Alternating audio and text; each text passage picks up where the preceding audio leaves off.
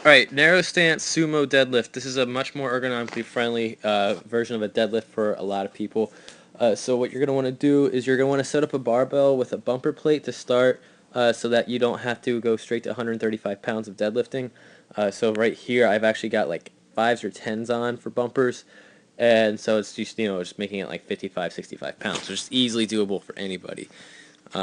If your gym does not have bumper plates, then what I want is I want you to use rack pulls. And if you tell me that you do not have bumper plates or you do not have some way, or blocks or something, some way to elevate the bar so that it's naturally at that mid-shin level, then tell me and I'm going to send you videos of rack pulls and get you set up on that. Mainly because if you were to use these small plates, the bar is going to be way closer to the ground. It's going to force you to have to use more hip mobility and really increase the chance of you rounding your back during a deadlift, which is like the biggest no-no that you can do when deadlifting. Alright, so to set up for this movement, you are going to first find your hand position on the bar, and you'll notice that my hands are directly below my shoulders. So you're going to have your hand position on the bar. You're going to make sure you're right in the middle of the bar, everything's symmetrical. Then you're going to set your feet. And so you'll notice, for me, I set my feet right outside my hands, and they should look, again, symmetrical. You should be checking to make sure your alignment's still good. Okay. Everyone's going to have a slightly different stance. That's no biggie. I find that 90% of the time for this movement, if you just set your feet up so that your knees are just right outside of your hands, then you're usually golden. Alright, so once you get that set, and then you're going to have to go through the bracing maneuver. Okay, so that set, you pull the bar into your shins while your shins are vertical. Okay, so right now, over here, my shins are as vertical as possible. The bar is actually kind of touching them. It's going to graze them as it goes up. And then I'm ready to set my back. So on the left, you can see I set my back through there. On the right, I'm going to lean forward. I am then going to start bending the bar with my upper back. So it's almost like I'm trying to pull both shoulders back and bend the bar that way.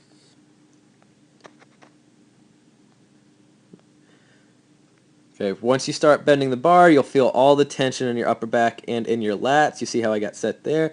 At that same time, you're going to take a deep breath in, and you're going to fill, much like your bracing drill, actually exactly like your bracing drill, and then you're going to sit back so that the glutes and hamstrings get really loaded. Now, if you look at this position is the exact same as your kettlebell deadlift and as the Zercher hinge good morning. So you should feel your hamstrings and glutes really catch on and take the brunt. You should not feel your lower back.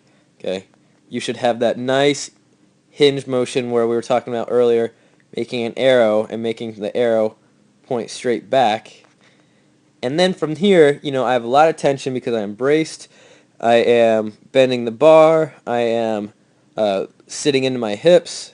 So my whole body is full of tension. What I'm going to do is I am then going to drive my feet through the floor. Alright, so really drive hard into the ground.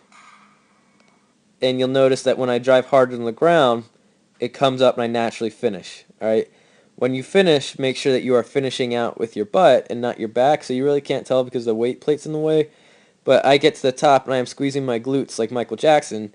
I am not arching my back at the top or leaning back into it. I am just driving straight on the floor, making myself a straight line and squeezing my butt. Okay. So then again, I put it down and then I reset. Always make sure that that bar is not far away from your shin. You want to pull it back into it once you reset, and then breathe in, bend the bar, sit down and back, and drive through the floor. Alright? One thing to help you remember it is I grip it, I dip, and then I rip. Okay? Alright? Again, I am going to want videos of this. I want to be extremely anal about your form here because I do not want you rounding the back. Some troubleshooting tips. If you find that it's hard for you to load your hips or keep your back out of the tension, so keeping it from feeling it in your back, then it might be a sign that you need to elevate the bar. You can elevate the bar by just either here getting some 45-pound plates underneath of these, or you can start to use rack pulls, which once again, I really need you to communicate with me here.